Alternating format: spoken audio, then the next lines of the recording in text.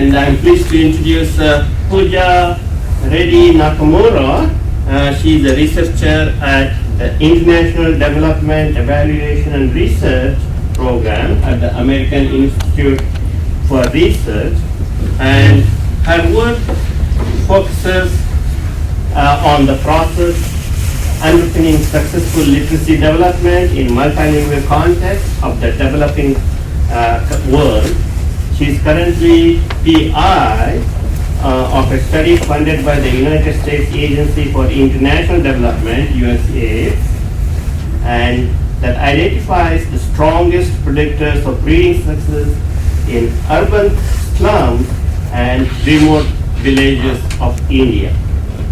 She has also been involved in developing research studies in Egypt and Zambia to better understand the learning mechanisms involved in the development of literacy in diverse scripts and complex multilingual environments. Grace, you can sit there. Okay, anywhere you want. And previously, Dr. Nakamura has worked at the Human Development Lab at Carnegie Mellon University. And in this position, she designed a one-year English as a second language literacy curriculum for educational games on mobile phones for children in rural India. She has also taught a variety of language courses at the university level, including English as a second language and Japanese as a foreign language. She has presented her work in international conferences and authored peer-reviewed articles. She received her PhD in second language acquisition from Carnegie Mellon University and her BA in cognitive science from University of California, Hawaii. Our topic of presentation today is learning to read in multilingual context of low and middle income countries. Thank you. Thank you so much, Mal. Thank you also for inviting me to be here today, and thank you all for being here. It's really exciting to be on a college campus again, since I don't get many opportunities to go these days. Since I finished in 2011, I haven't been very often, so it's really exciting to be around here today. As Mal said, I'm talking today a little bit about many different projects. So I'll be kind of going through a lot of different things very quickly in different parts of the world, because I just want to kind of give you a snapshot of the kind of research that's going on in primary education in the developing world. So I'm not really diving deep into any one, except one in India that I'm the PI of that I can talk a little bit more on. I'm at the American Institutes for Research, which is in Washington, D.C. It has 7 different institutes, 7 different departments, and one of the departments is called IDER, which is International Development Evaluation and Research, and that's the department I'm in. So it's really international development and lots of aspects of international development. And the development piece makes it low and middle income countries. So we don't work in higher income countries in the international development. There's also education, there's health and social decision making, there's criminal justice, there's different pieces, domestic education, and assessment too, a lot of large scale assessment work going on in IDER, but we're in the IDER program. Okay, so just to give you a little bit of an outline of what I'm going to talk about today, and please jump in at any point and make it casual and talk, but I'll kind of go through these different projects. First, I'll talk about the background of reading in developing nations. So kind of like the background of what it means, what the contexts are, what they look like, what are the characteristics of these contexts, what are they defined by, as well as a little bit on the donors and who's funding work and what kinds of work in these areas. And then I'll talk about 3 technical assistance projects in IDER, and what technical assistance is when the donors fund experts to go to the countries and give assistance to governments and build the capacity of governments and work with the ministries to try and help them develop their education programs better. So this is technical assistance, not research. It's assistance from an expert. Then I'll talk about a project called FRAME in India, which is facilitating reading acquisition in multilingual environments, which is one of those rare research projects I got into the international development field, and that I'm leading. I'll talk a little bit more on that. And then just very, very briefly on some mobile technology solutions that we apply some of that basic research to mobile technology in India, in the villages and the slums of India. and then some conclusions and paths forward, because international development, primary education, and research is in a very, very nebulous baby steps. There's a lot of work being going on, not a lot of research. So where do I think it's going, and where do I think we should all try and make it go? We'll kind of conclude with that.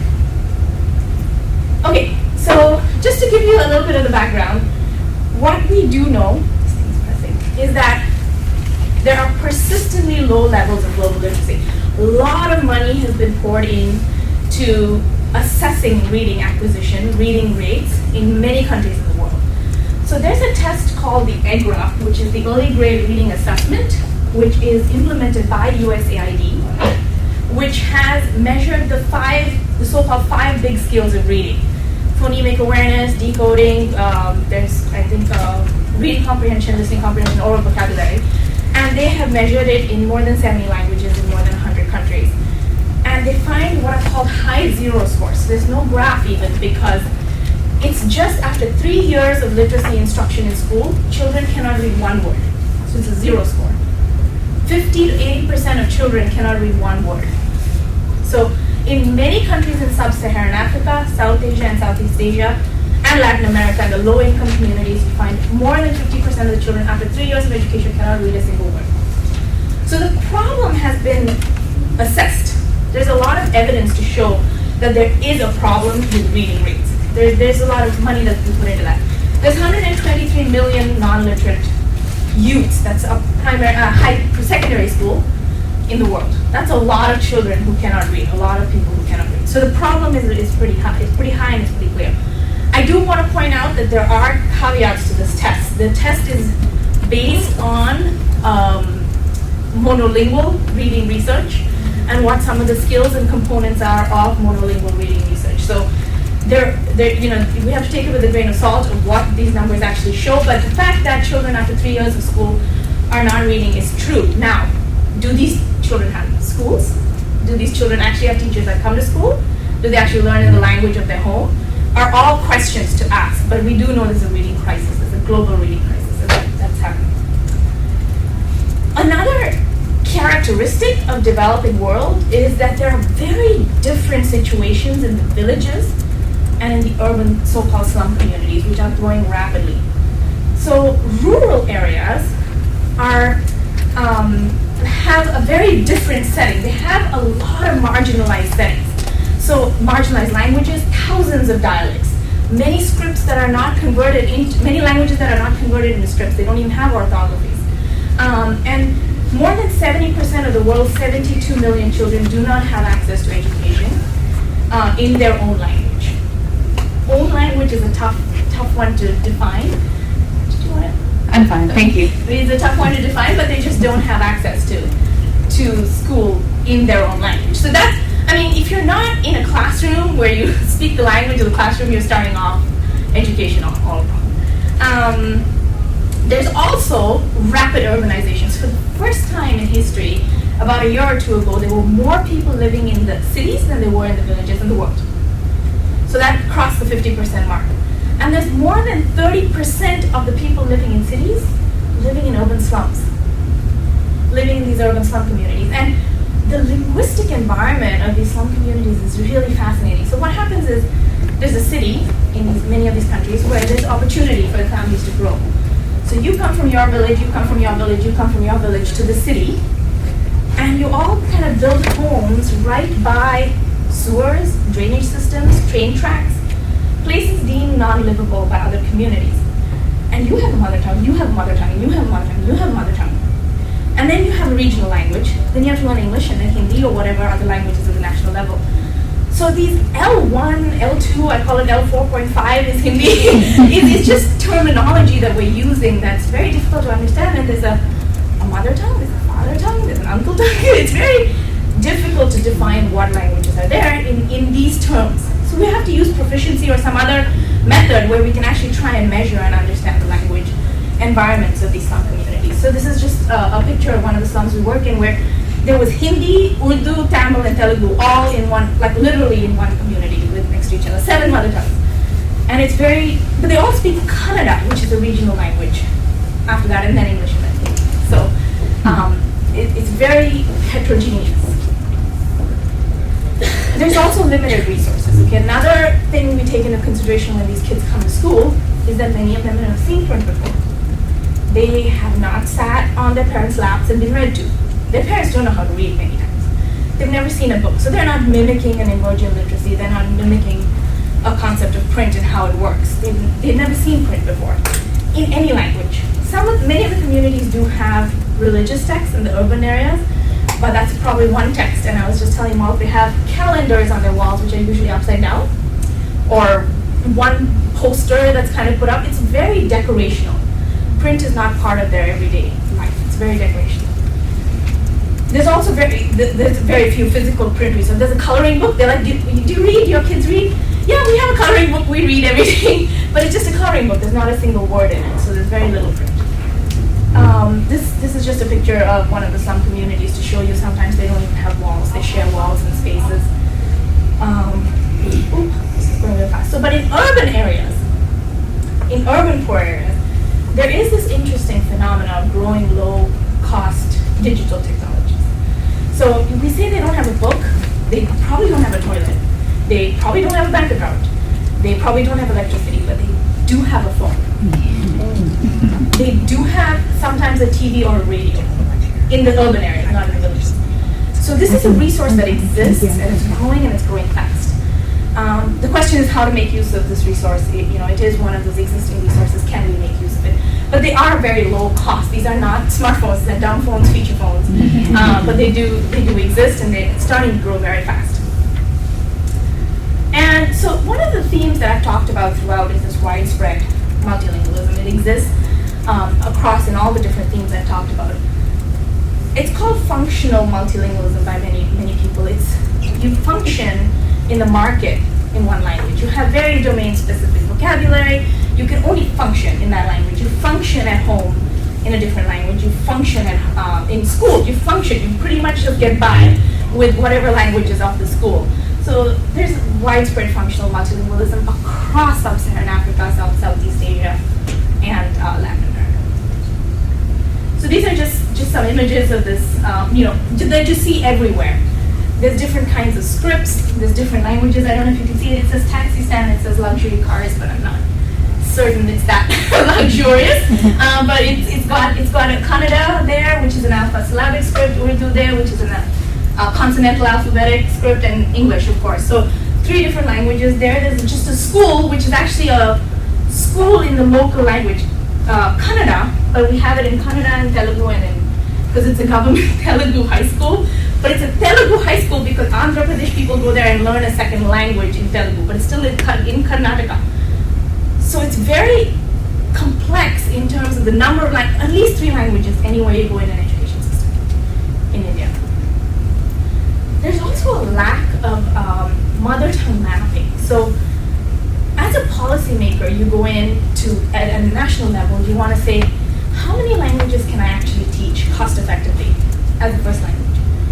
Nobody really knows. They say, in this region they speak this language, in this region they speak this language, in this region they speak this language. Zambia just picked 7 languages, but there's about 700.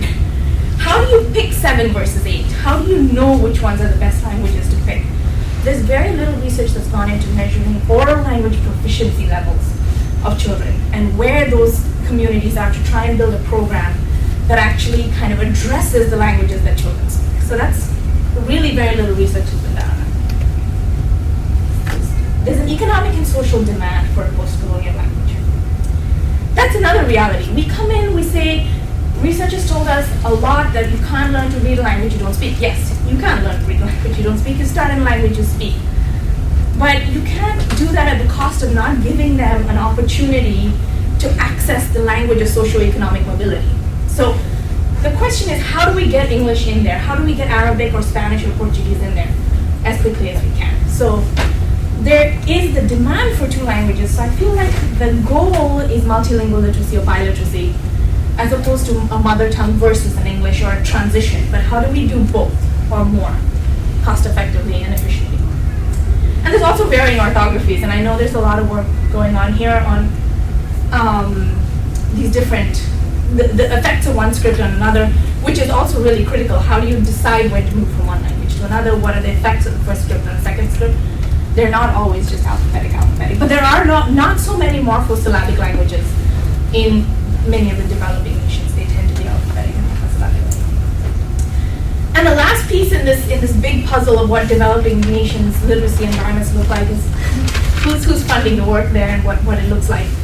So the UN Millennium Development Goals in 2000 focused a lot on access. And they define access as schools. Children, they don't have schools. My community doesn't have a schoolhouse to go to. They don't have a library. So a lot of money went into building schools and trying to construct areas that children can go to schools and build libraries and mobile libraries and bring books. What they found was nobody was reading or learning anything in those schools. Mm-hmm. So buildings themselves, schoolhouses themselves were very limiting if we were not able to bring the education quality up. So now it's moved from access to access plus learning. They do need that schoolhouse, but what's going on in there? How are we training teachers? What skills do those teachers need to know? What languages do they need to speak? And how do we get kids actually reading once they're in the schools? And I kind of grade out just learning, but I'm feeling that people are moving towards how can we use these low-cost digital technologies to get around when the teachers aren't there? So the ultimate goal is learning. What are the different ways we can get kids actually getting the quality of education? So these are the kinds of questions that we don't have answers to in the developing world. How do we develop curricula based on the skill sets of these kids? How do we establish standards? What are the core skills that are required in these contexts? Can we have universal metrics for reading? It's a big question. Everybody wants a universal number to say, by grade 2, everybody can read. We know how scripts are different and how that doesn't work. But is there anything universal we can actually look at? What teacher training and what capacity building can we do? So large policy questions. One of the biggest donors in international aid is USAID, United States Agency for International Development. Their number one strategy till 2015 is to improve the reading skills of 100 million children. So they are focusing their funds on this right now. A lot of their money is going into reading, programmatic and policy decision making. So they're taking it and giving research organizations and implementers a lot of money to try and go in and try and do large-scale, national-level reading reform, education reform.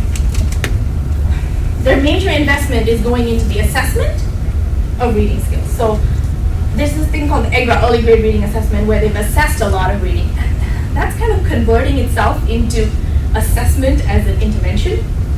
But very little money and resources are going into research and other kinds of basic research into how do we make effective decision making for these contexts and other solutions to the reading problem as opposed to assessing the reading crisis, which I think was a critical first step. We didn't know the degree to which this was a problem until a lot of these assessments took place, but it's time to start fattening the cow. We can't fatten it by weighing it. We weighed it and weighed it and weighed it, and it's still a very skinny cow. So it's really how do we fatten the cow is really where the next wave of money might be going. So that's a huge background of the international development setting in primary education. Now I'll talk a little bit on 3 different programs that AIR is doing that I'm a part of, but I'm not leading in different parts of the world to show you what this technical assistance looks like and what I understand of these technical assistance programs. So one is called the Egypt Education Support Program, which is in Egypt. And the primary goal of this program, this is ongoing, is to build the capacity of the Ministry of Education in Egypt to train about 115,000 assistant teachers to do the work. So everything is in a larger scale so that it can actually be rolled out to the country level. And one tiny component of that I've been a part of is the Arabic remedial reading program. So this build the capacity includes how do you get more women involved in decision making? How do you there's science clubs, there's reading clubs. This one component is a remedial reading program. So this remedial reading program is which children are suffering readers in Arabic? Are there suffering readers and what are they suffering on? And then how do you actually remedy the problem? So we created and implemented a screening test where we went through all the components of reading, the phonics of Arabic, the morphological complexity of Arabic, the vocabulary, and we tried to put all those together into a screening test to see where children are reading, and divided them up into 3 levels of difficulty: very much struggling, and okay. And so after doing the screening test, we just recently rolled out this program to 20,000 children in Egypt, where we only did the level 1 group, the group that was really suffering. And this program included creating curricula, 36 lesson plans, training teachers, creating teacher guides, creating teaching materials, and actually having the training of the teachers and then the rolling out. Actually training of the trainers who train the teachers, and then the rolling out to all 20,000 children of the program. This has been analyzed, the data from this program has been analyzed, and using a regression discontinuity design. You all probably know the design better than I do, but they use the screening test as a cutoff to see which children are in the program and which children are not in the program. So the theory behind this is if the child scores just above this cutoff point, they might have gotten lucky. The child who just scored right below the screening cutoff might have just been having a bad day, but they could have been on this side. So it's almost as close to randomization when you're trying to determine an impact of a program. So they've used this for determining the impact on that level 1 rollout for the first semester of this program. And they have significant gains in reading, between 0.09 and 0.39 standard deviations up between the screening group and the non-screening. The positive impacts were in letter sound knowledge, so the letter sound correspondences, phonemic awareness at the rhyme level, reading comprehension, listening comprehension, and spelling. There were no significant impacts on decoding and oral reading fluency in this first stage. Probably because they were very low, very close to floor. These kids were really starting with a lot of difficulty. So they were able to get a lot of those basic grapheme phoneme correspondences down, but they were not yet reading very fluently by the end of the program. So this is just one snapshot of the project in Egypt. Zambia, which I know Western is familiar with, there are several projects going on in Zambia right now with reading. IDER is in charge of a project called Step Up, which is strengthening education programs up. You can be creative after a point with these names, but this is a project that's aiming to support system-level reform. So really, the education system, the administrative systems, to support them in the education sector in Zambia. So one component of that, and I'm just trying to pull out the reading components from these bigger programs because I was kind of associated with the primary reading program is the national reading program used in Zambia right now. So the primary reading program has, I don't know why it's doing that, 3 components. The new Breakthrough to Literacy, which is grade 1, regional language. Step into English, which is in grade 2, because you have to transition in English, they say. And Read on Course, which is both English and in the regional languages, but mostly English, grades 3 through 7. So we did an analysis of this, and the program itself, it requires a lot of resources and activities which don't make a lot of sense. Group work. Let's get into small groups in a class of 100 is difficult. Group work is a good idea, but the way it's put out there is not the best in these humongous classrooms. There is, you need to use sentence kits and all kinds of things that require a lot of individualized attention. So it's very difficult for these teachers to do it. So we interviewed the teachers, we talked to them, and they're like, many times they don't even have the kits. They don't even own the kits.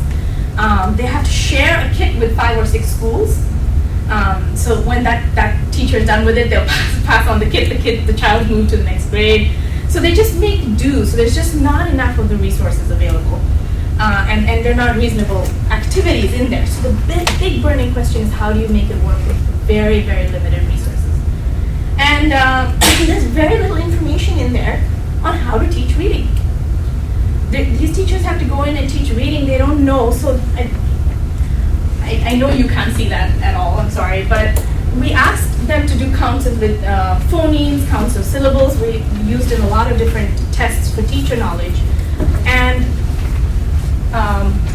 25% of the teachers were able to define basically what reading was and what components go into reading.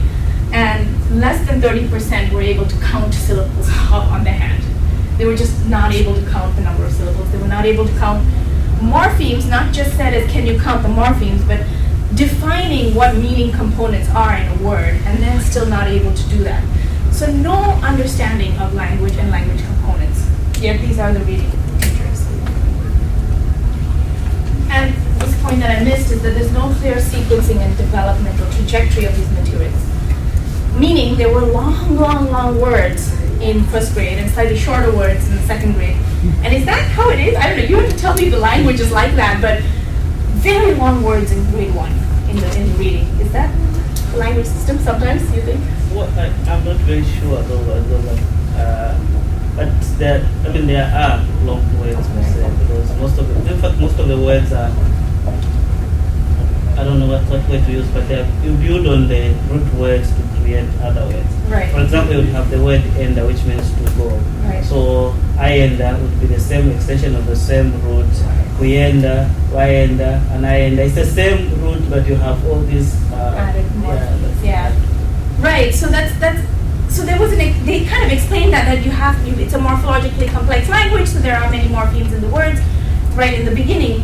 But there were 3 or 4 morphemes in grade 1 and only 1 or 2 morphemes in grade 2. So the sequence wasn't there. So it had tried to take into account, but I think they translated it from a different language originally. So it just was no clear trajectory in the developing of these materials. So there's some of them, we took this back to the Ministry of Education and said, these are cases where we can revise some of the curricula, revise some of the programs to make them less burdensome on the teacher, not more burdensome on the teacher to be able to teach.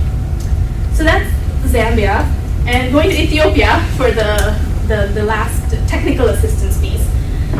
It's called Assessment for Learning. So this was funded by UNICEF. The first 2 were both USAID.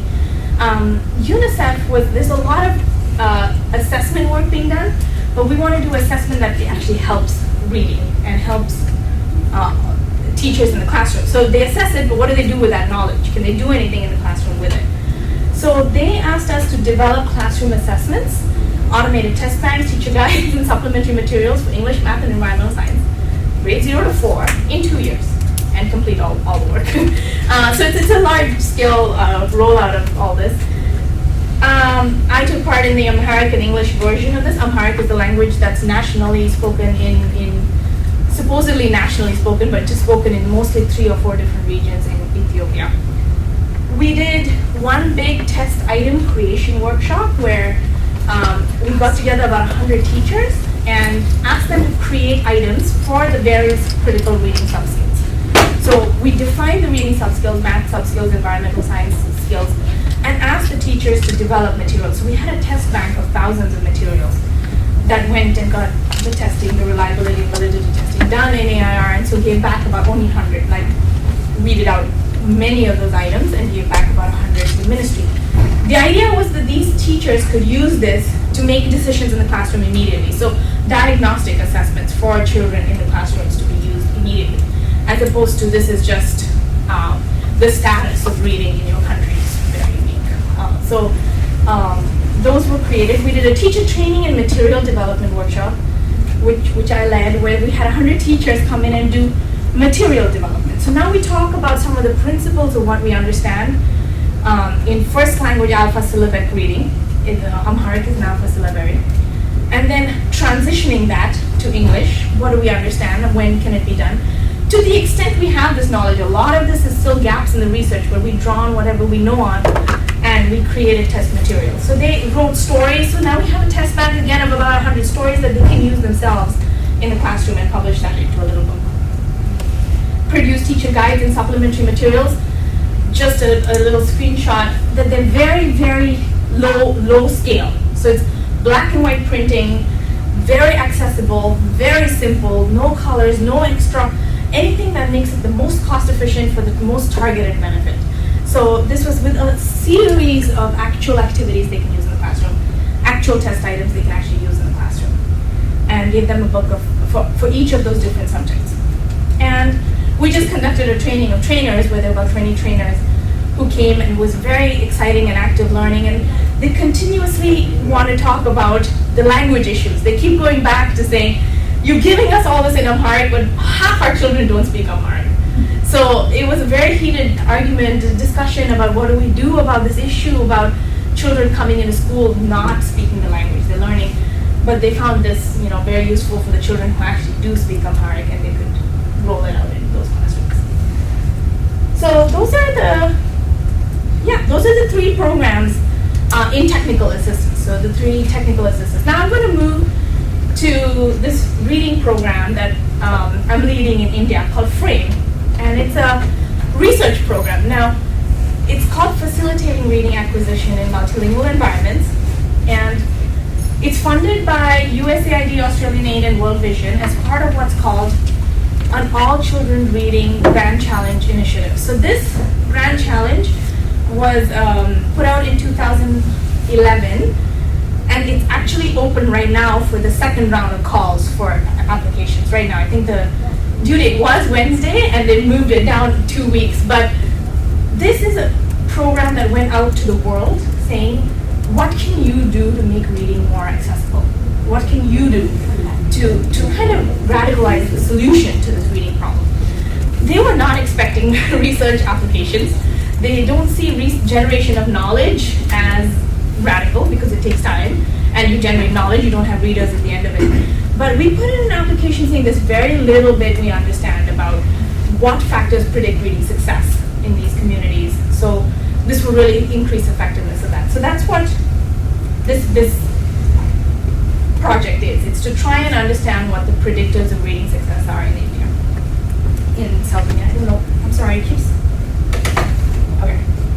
So this is working. So the kind of policy and research background of the kind of motivation that led me to think about the study.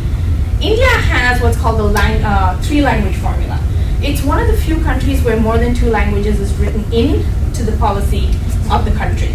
And the three-language policy, the three-language formula is that all children, by the time they finish secondary school, should have studied 3 languages. That tends to be Hindi, English, and a mother tongue. The order in which those languages are acquired depends on the socioeconomic background of the children, or the school. Tends to be English first, and then you go into the mother tongues the second and third, if you're from a higher socioeconomic bracket, and the other way around if you're from a lower socioeconomic bracket. But at least it's written into policy that 3 languages will be taught, and they are in many schools. I did in my dissertation research, and a little bit after that, a kind of very descriptive analysis, qualitative analysis, that led into trying to see what are some of the resources and factors available in the slums of India. So we did home literacy environment surveys. We went in and we asked kids, how many books do you have, and how many times do you read with your parents? All the things that are on many of the surveys that we borrow from the West. And I got 0, just 0, 0, 0, 0, 0, 0 down the line. And we realized we really have to look at this instrument a little bit differently, or try to see where the resources are. There are more resources in the communities than in the homes. There are more resources in the community language than in the mother tongue. So what languages and how we were asking the question was important, but we found that there were no relationships between home literacy environments and reading outcomes because it was so low. There was a floor effect. So then we moved to, but yet there was still variance. There was a lot of individual variance in the reading outcomes of these kids in both Kannada, which was the language they were going to school in, as well as in English. So the question was what was predicting that variance. And we found that a lot of the cognitive and metalinguistic and linguistic skills were what were predicting those differences. So we moved our inquiry a little bit into what are the teachable child internal skills that we can actually draw on to harness reading in these biliteracy environments. So working off of the theoretical foundations, what I've called here for simplicity, the complex simple view of reading, which is just that the simple view of reading has these 2 major constructs of oral language and decoding, but that each one of those have a lot of different components in them. The decoding includes speed and accuracy and fluency, and that the language includes not only oral vocabulary and syntax, but also background knowledge, inference making, prior exposure to ideas even. coming in. So there's all these different constructs that make reading what it is, the components and the predictors of reading. Also drawing on the fact that there are universal processes in reading, that as the Profetti says in the Universal Grammar of Reading, that they're all reading, all scripts encode language. At least that much is universal. It doesn't encode images, it doesn't encode pictures, it encodes language. What is encoded is script dependent. The degree to which a morpheme is encoded, a syllable is encoded, a phoneme is encoded, the order in which it's encoded is script dependent. So drawing on that, if there is a universal process that in each language, is there something shared in the child's mind across those different languages? And of course, we know the importance of phonological awareness, that huge construct phonological awareness for reading, and that there are script-dependent aspects of this phonological awareness. So I'm going to focus just on alpha-syllabic phonological awareness because that's in the Indian languages use alpha-syllabaries. I don't know if you can see it, but it's just across Southeast Asia, Ethiopia, Korean, I think are all alpha-syllabaries. So everything is a syllabic block, and within the syllabic block, it's always a syllabic block. There are only syllabic blocks. Within the syllabic blocks, there are phonemic markers encoded. So ka and ki. So this little thing goes up there and makes a little mark, changes it to ki. You add this little marker down here, it changes it to kri. So one is it's not linear, spatially linear, it's going up and down. And the second is that it's always in a block of a syllable.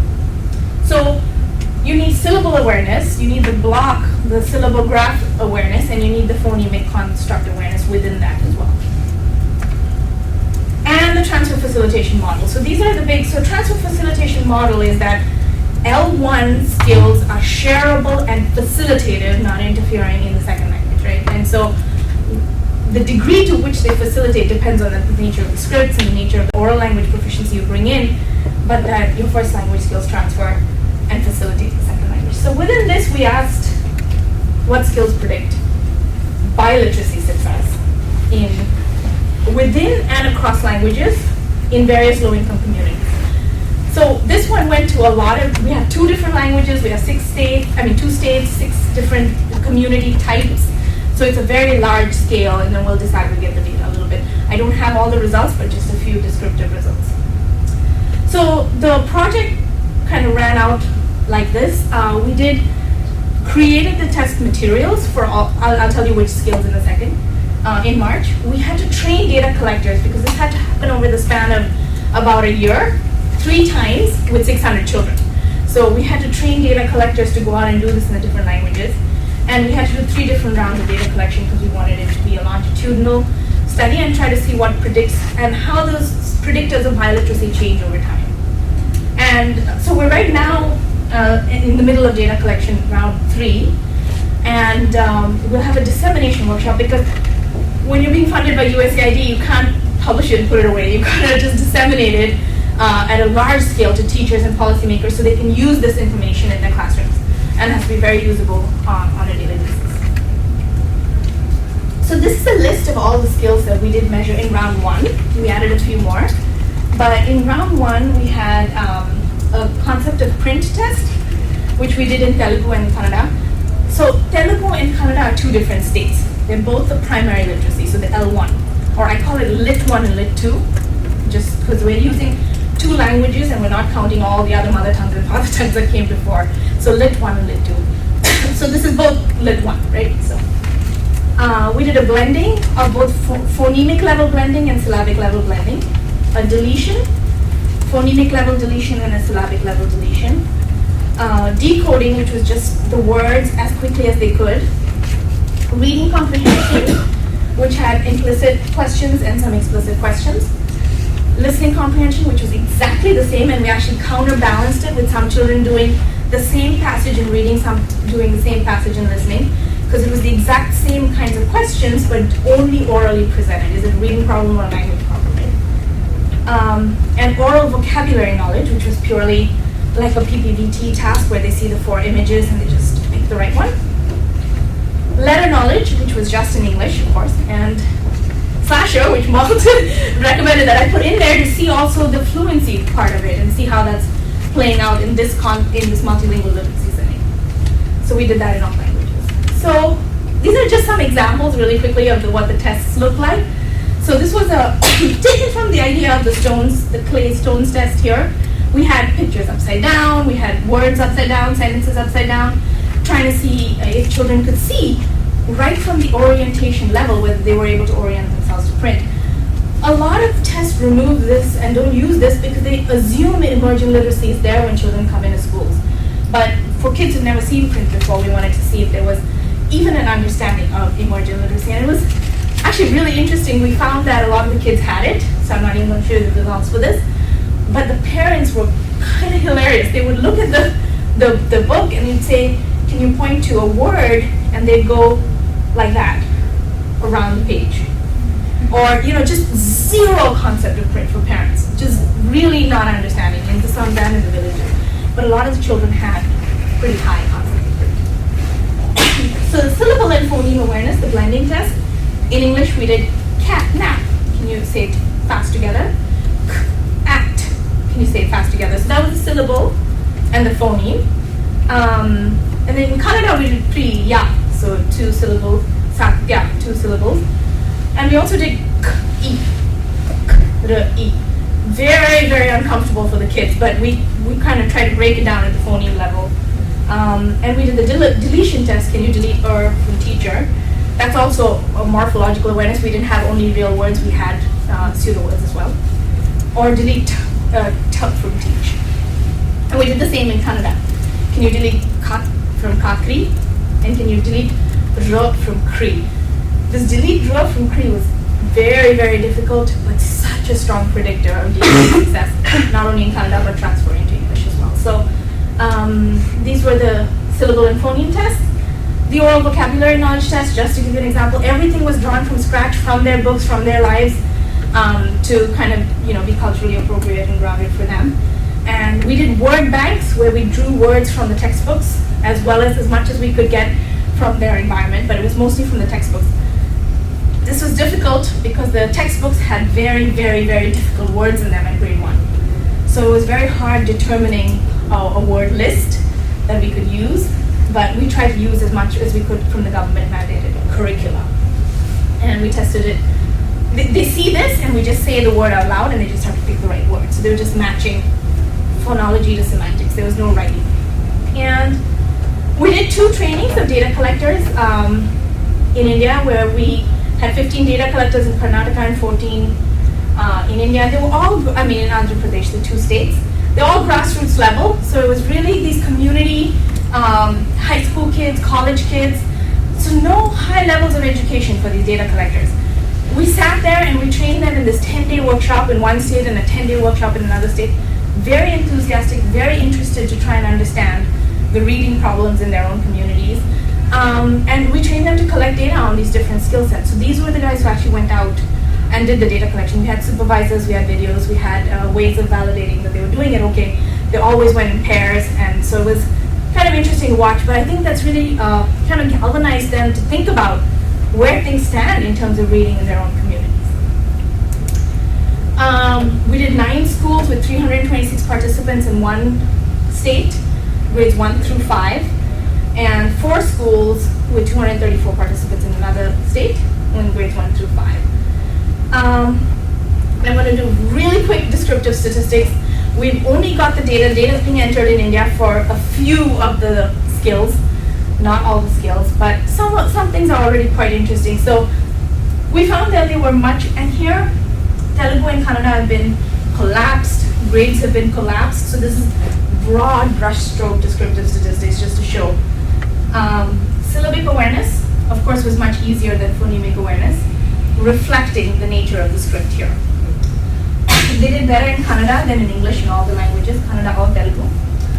Oral vocabulary knowledge was much higher than I anticipated, but the problems don't seem to be in the vocabulary that much.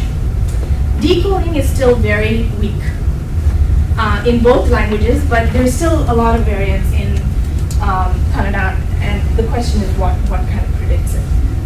So we took this and we put it into hierarchical regression model and try to see what was predicting the Lit 1 decoding scores, what skills were predicting it.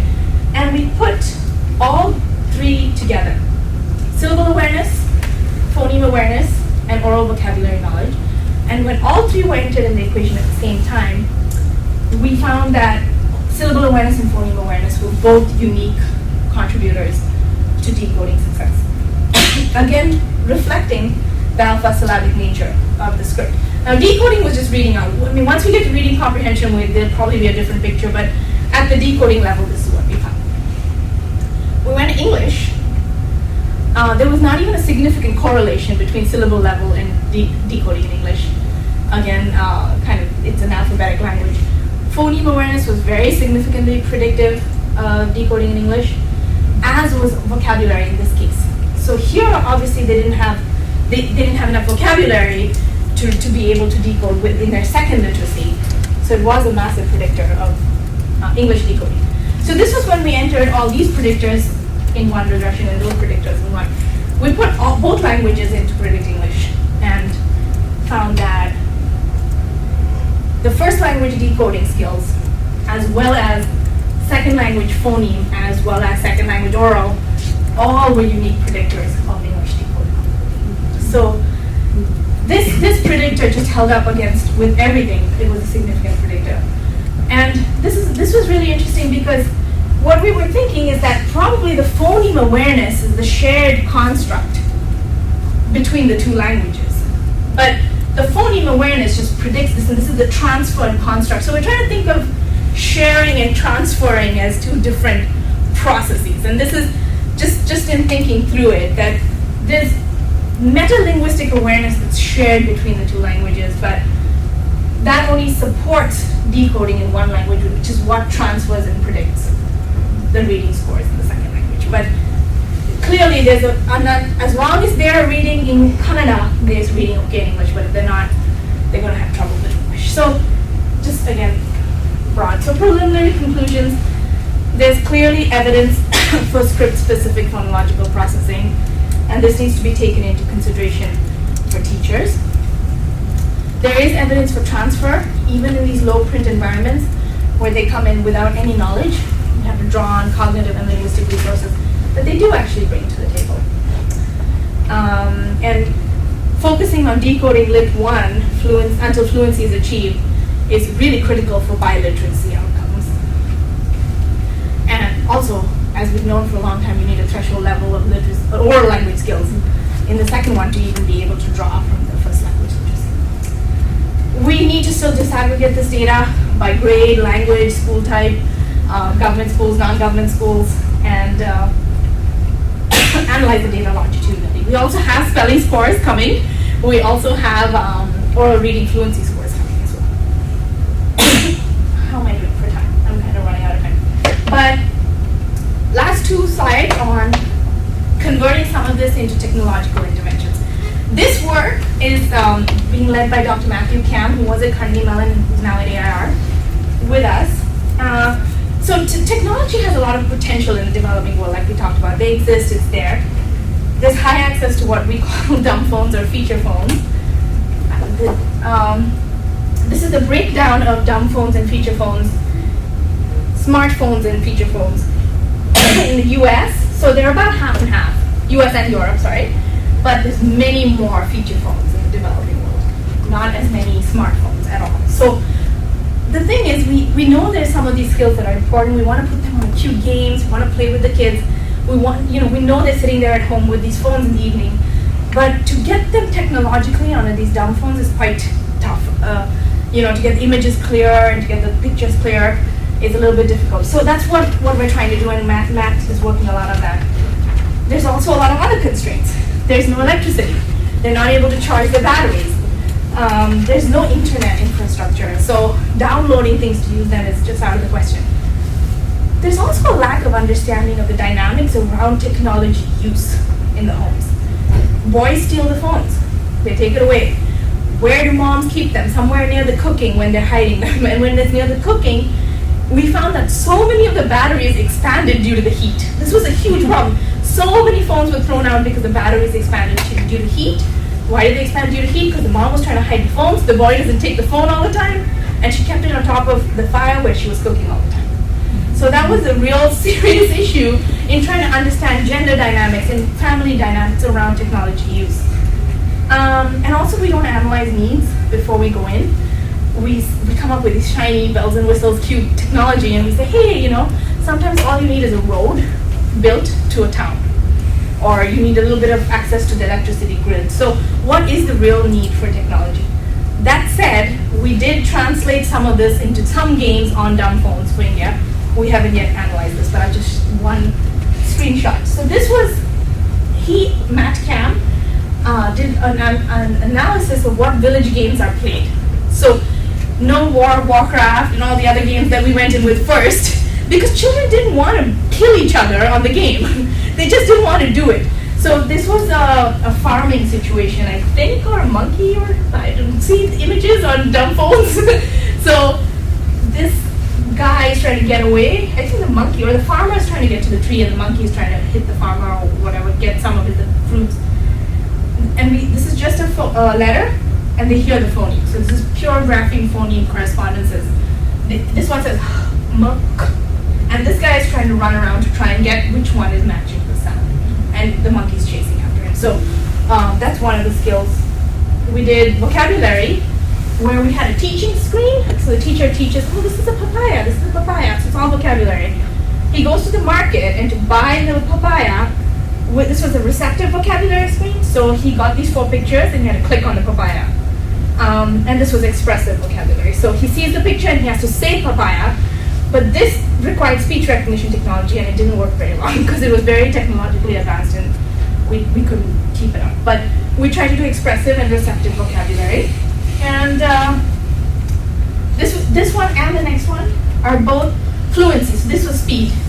So it was really the word, and this was reading. Now we have the script, and we have this guy playing with a catapult and images. So this is orthographic representation to semantic representation. So he had to, these were moving, and he had to catapult the right image. So he had to read it and match the image. Cars, no matter where you go in the world, you want to do some kind of racing, that seemed to happen. So he had to race, and he sees the word and the name, and he had to drive into the right lane that had the word. So he had to read the word and match it to the semantics. So a lot of different things we were trying to do. Still very difficult to get these without a lot of memory, and the phone's breaking down, and good images. So this is just a new field that everyone's working on these documents. Okay, and just to wrap it up, the education needs of the developing world are really high.